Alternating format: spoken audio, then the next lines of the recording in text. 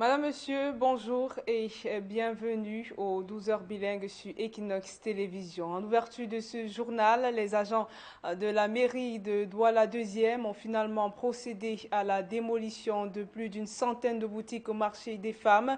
L'opération s'est déroulée hier matin sous le regard désespéré des commerçants qui ont dénoncé une décision brutale et injuste. Le récit de Stéviane Tepeyamfa, Claude Ekwa et Dalastiana.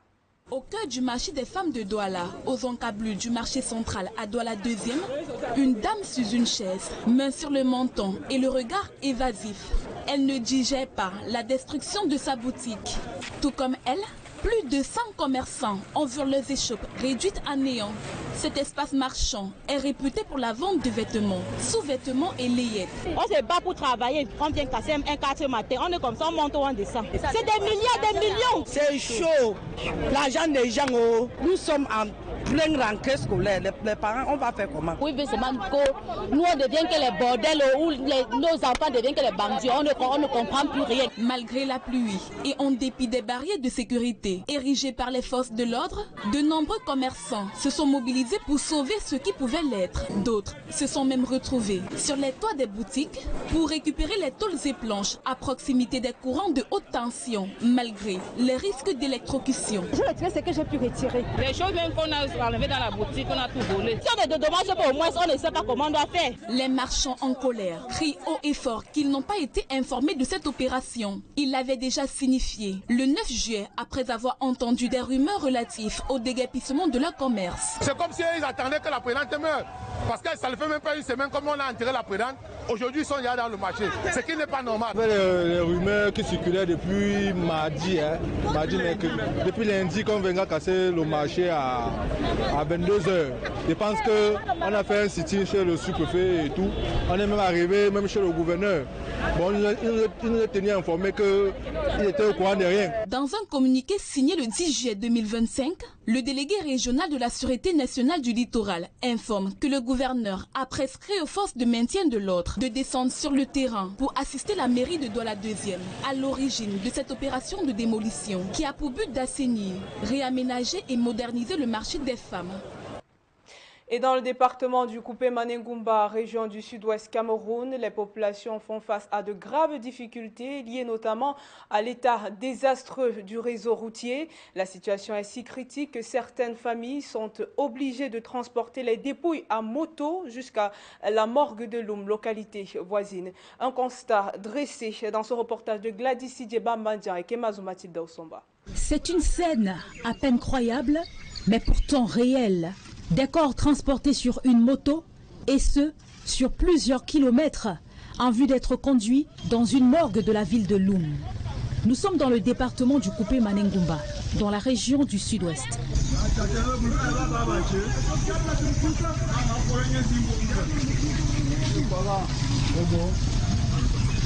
Cette pratique est devenue courante pour les habitants de plusieurs localités du Coupé Manengumba, Tombel, Niasoso, Mombo ou encore Bangem. En raison de l'état désastreux de la route, le prix du transport est passé du simple au triple. Au lieu de 2500 francs CFA, il faut désormais débourser 8000 francs CFA. To Nyasoso, we have used almost about 7 hours to transport that crop due to waiting bad road. Presently, it's now 8,000 francs, but first it was about 2,500 from Mambong to Tombe. Excédées, les populations n'excluent pas l'éventualité d'un vote sanction lors de la prochaine élection présidentielle. La route, si c'est pas bon, regarde comment on souffre chaque jour. On porte le corps, on sort comme ça dans le champ. La route n'est pas bonne, la route est mauvaise, voilà. On fait la force, on donne la route, les gens souffrent, il y a pas même la lumière ici. On souffre chaque année et on vote chaque année 100%. Nous voici, on est en train de partir à la morgue avec le corps, mais la route ne nous laisse pas. On prie au gouvernement d'arranger notre route. Pourtant, la zone regorge d'un véritable potentiel agricole. Cependant, macabo, plantain et autres produits locaux s'entassent, faute de moyens d'évacuation, vers les marchés. Les populations implorent aujourd'hui les élites et le gouvernement pour désenclaver cette zone oubliée. En politique, le président de la République, Paul Biya, a officiellement convoqué le corps électoral pour l'élection présidentielle fixée le 12 octobre prochain. Conformément à la loi, cette convocation intervient 90 jours avant le scrutin. Les candidats à la magistrature suprême disposent de 10 jours pour déposer leur dossier auprès des LECAM. Voici les explications de Gizogo. Selon les termes de la loi électorale, le président de la République a procédé à la convocation du corps électoral pour l'élection présidentielle le 12 octobre 2025. En effet, l'article 86, alinéa 1 du Code électoral, stipule que l'intervalle entre la publication du décret convoquant le corps électoral et la date fixée pour le scrutin est de 90 jours au moins, ce qui est bien le cas au moment où ce décret présidentiel est rendu public. Désormais, les candidats à l'élection présidentielle disposent de 10 jours pour faire acte de candidature devant l'ECAM, l'organisme en charge de l'organisation des élections, qui aura la charge de retenir les candidats qualifiés pour concourir à l'élection présidentielle, tandis que ceux recalés pourront recourir au contentieux préélectoral devant le Conseil constitutionnel. Quant à la campagne électorale, elle s'ouvrira 15 jours avant le scrutin et s'achèvera la veille du scrutin à minuit. Jusqu'ici, si certains candidats se sont déclarés, notamment dans le camp de l'opposition, pour ce qui est du pouvoir, les supputations allaient bon train, bien que les statuts du RDPC fassent de son président national le candidat de ce parti à l'élection présidentielle. Les passions se sont cristallisées aussi autour de la candidature de Maurice Kamto, qui a donné lieu à des débats passionnés sur sa légalité ou non. En quelque sorte, l'heure des clarifications a désormais bien sonné.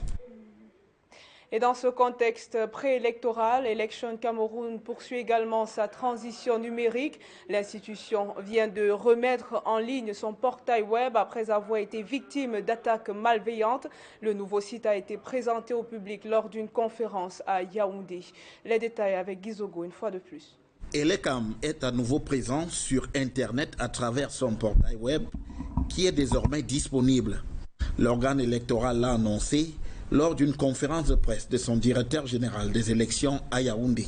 Ce portail permet d'accéder à des informations sur Elections Cameroun, à l'instar de son organisation, ses missions, l'actualité, les statistiques, ainsi que l'éducation et la formation électorale. Les potentiels électeurs inscrits sur les listes électorales ont la possibilité d'y trouver des informations les concernant et de faire des réclamations. La vérification de l'inscription sur les listes électorales se fait en entrant l'adresse www.elecam.cm, suivi du clic sur « Consulter votre inscription ». Deux possibilités s'offrent aux requérants. L'une consiste à entrer le numéro d'inscription identifiable sur la carte électorale ou récépissé. L'autre consiste à procéder à la saisie des données personnelles, notamment nom, prénom, date et lieu de naissance, nom de la mère. Sur la question du fichier électoral, l'ECAM, qui n'a fait aucune annonce à propos de la liste électorale nationale, réclamée à corps et à cri par le MRC et l'opposition, s'est plutôt apaisanti sur le toilettage du fichier qu'il va opérer en lien avec les récentes révisions. Les informations relatives au fichier électoral disponible sur le site concernent le fichier électoral toiletté et publié en décembre 2024. Les enregistrements en cours depuis le lancement de la révision le 2 janvier 2024 seront disponibles au terme des opérations de toilettage qui débuteront dès la convocation du corps électoral en vue de l'élection du président de la République. Au plan de la sécurité, l'ECAM, qui avait mis en avant le piratage de son site web pour justifier son inactivité, indique avoir travaillé avec Camtel et l'Antique pour le rendre sécure lors de l'élection présidentielle d'octobre prochain et tous les autres scrutins qui interviendront au Cameroun. Et enfin, à l'occasion de la journée africaine de lutte contre la corruption, la CONAC a réuni à Garoua divers acteurs pour réfléchir à une gouvernance plus éthique, une initiative qui intervient alors que la corruption persiste dans le pays. Le récit de Pascal Tanquier, Josiane Gok et Olivier Tefou. La corruption reste un mal qui ronge le tissu social camerounais. Détournement de fonds, favoritisme ou pot de vin, ses formes sont diverses et ses impacts dévastateurs. Les élections truquées, les taxes qui augmentent, les routes restent non continuées, les hôpitaux restent non réhabilités, les peuples restent plus pauvres. En prélude de la journée africaine de lutte contre la corruption, célébrée le 11 juillet, la Commission nationale anticorruption, CONAC, vient d'organiser un grand rassemblement à Garoua.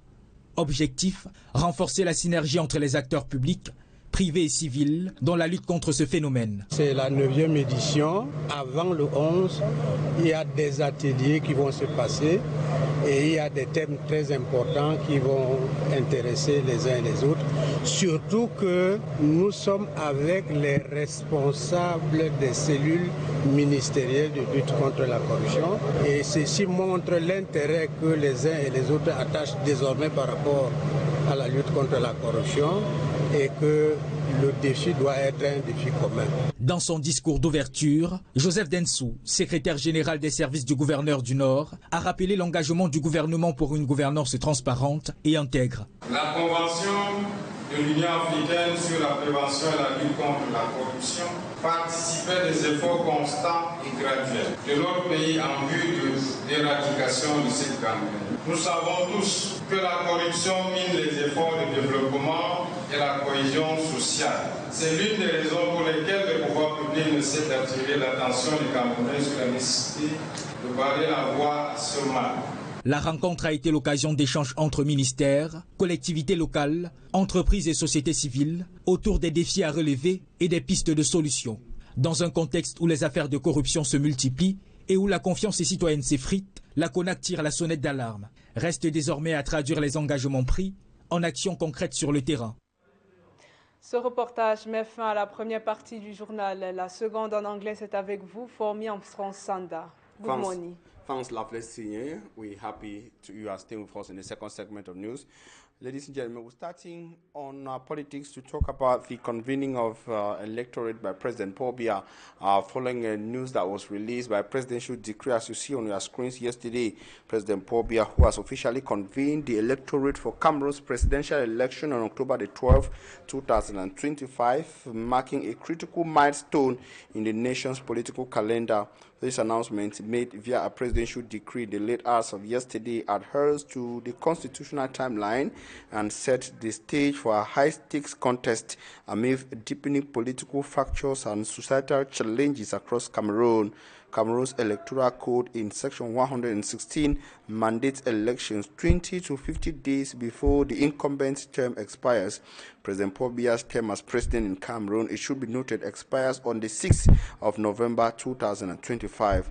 October 12 falls within the window and aligns with the requirements for voting on Sunday or on a public holiday. It should be recalled that this election is Cameroon's most pivotal in decades. Paul Biya's gamble on an 8th mandate tests the resilience of the CPDM party's 43 years hegemony across Cameroon, while a united opposition, energized youth, and systemic crisis create fertile grounds for upheavals in the country. The next 90 days in Cameroon will, however, reveal whether change is imminent or deferred. And still in politics, most Cameroonians say they are having difficulties in checking their details within the online portals provided by the election governing body, ELECAM. Most of them who expressed their frustrations across the city of Douala spoke to Annabella in this report. Convening the electoral code ends the registration process on the electoral registers. Conscious Cameroonians are checking, verifying if their data or personal details are correct. On the ELECAM online platform, prospective voters seem to be having some difficulties. Some complain they can't access the platform at all. J'ai rempli les champs dans le formulaire en question et puis on m'a dit électeur non trouvé. He tried severally on ELECAM verification platform, but still he got no result. Si je savais qu'il y avait un problème, donc ce matin en arrivant au bureau, j'ai refait l'opération, j'avais le même résultat, électeur non trouvé. When he attempts to check that of the wife, the platform was accessible and the wife's details were intact. J'ai par contre essayé de taper le nom de mon épouse, du moins rentrer les informations de mon épouse, et effectivement, le résultat était positif de son côté. Just like this other registered voter, the online platform was accessible to check his personal details. J'ai pu vérifier mon inscription sur le site de Elecam. Je constate que je suis bien enregistré. In a nutshell, Elecam is urged to correct whatever the issue is. Every registered voter wants to be sure there is no error in his or her personal details on the election day itself, so voters can perform their civic responsibility. And on to societal stories. Several traders have been left stranded after their business premises and shops were demolished in a demolition exercise orchestrated by officials of the Douala 2 Municipal Council. They were asked to vacate the premises just several minutes or few minutes after the arrival of the officials. The people who are affected say that they were not informed and given enough time to get their stock out of the business sites, but are also worried that such a demolition exercise takes place or within the time when parents are preparing to get their kids back to school for the 2025-2026 academic year. Their worries are compiled by Isia Luciliengo in the following report. The demolition, which began in the early hours of Friday morning, has dealt a significant blow to the traders of Marché de Femmes. Aujourd'hui, à 4 heures, on informe les gens que The victims claim they were not informed about the demolition exercise carried out by council workers from the Douala 2. Although rumors had circulated since on Monday about the imminent destruction of their shops, most traders did not believe. A trader recounts how she received a call early in the morning urging her to rush to the market, but unfortunately she could not save her goods. Another trader on his part says they had gathered at the SDO and governor's office to voice their complaints, but were informed that the official was unaware of the situation. However, information contained in a document attributed to the Littoral Regional Delegate of National Security revealed that the demolition was ordered by the governor and the Douala 2 Council intends to construct a new market. In the midst of confusion, the traders are worried about their survival given their significant investments in their businesses as they lost goods worth millions. She said they go leave us at least more of do our this thing for this year. Maybe January they feel broken. They just can't and broke all things. With less than 2 months until the 2025-2026 academic year, parents are concerned about how their children will resume school after losing everything in the demolition. Now, so that people they carry bags and they run with them. As the saying goes, one person's pain is another's joy. Some opportunistic individuals took advantage of the situation to loot. And just like these traders, widows in Du subdivision in the Donga Mountain division of the northwest region of Cameroon say that life is extremely difficult for them, especially considering the context marked by insecurity within the context of the crisis touching the English-speaking northwest and southwest regions of Cameroon, but also their social realities after the passing away of their partners, notably their husbands. The widows say that they face several other problems, notably isolation, denial, but most of all, insufficient financial means to get themselves adequate medical care whenever they are sick. Their worries were expressed during a free health campaign organized in the Nous subdivision, precisely at the Nous district hospital. We have details with Sadiq Chakuchu in the following report. In Du subdivision of the Donga Mountain division, northwest region of the country, life is far from being easy for many women. Hundreds of them live in precarious situations, particularly in terms of healthcare. We suffer, legs them. We suffer a lot. Many of us have pains on our feet, stomach and back for so many years now.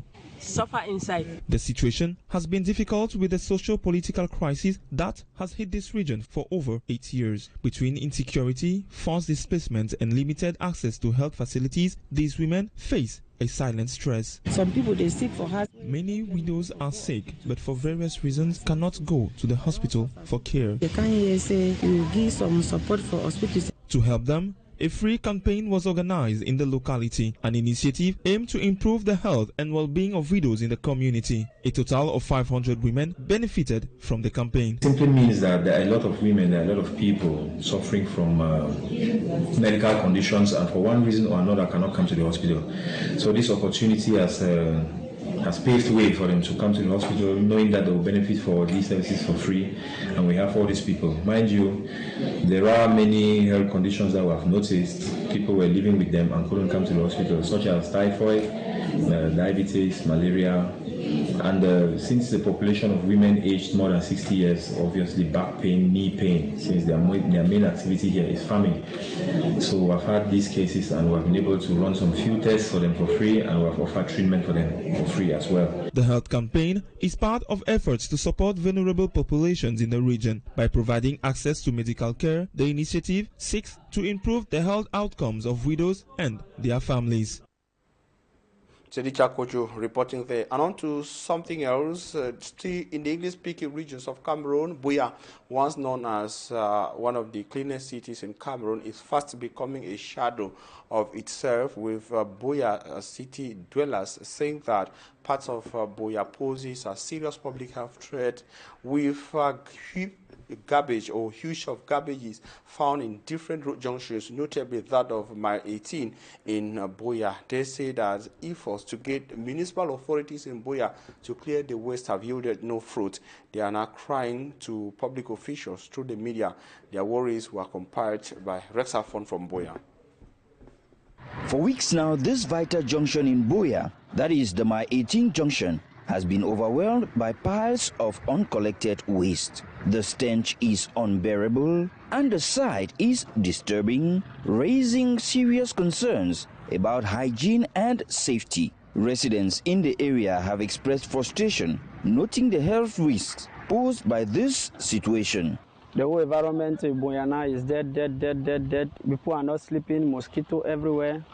And this death like that is not good for the human health. So actually we are really suffering, but we don't really know if the SACAM is working, or maybe we don't know what the city council or the council is doing about this death.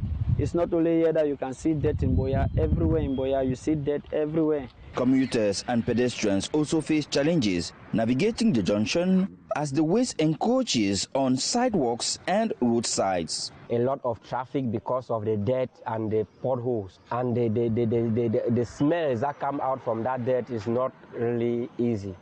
So we are begging on the authorities to see what they can do to even clean the dirt. Many residents blame the situation on irregular waste collection. The town of Buea may not have been a safe haven security-wise in recent months, but it definitely has been a safe and conducive environment for huge garbage like this that you see behind me. In fact, the population have complained that in recent times, passing in places like this, just like in other places in the town, it has been hectic. Remember, the senior divisional officer for FACO, Viang Mekala, last year paid a visit to Buea and said Buea has to be clean.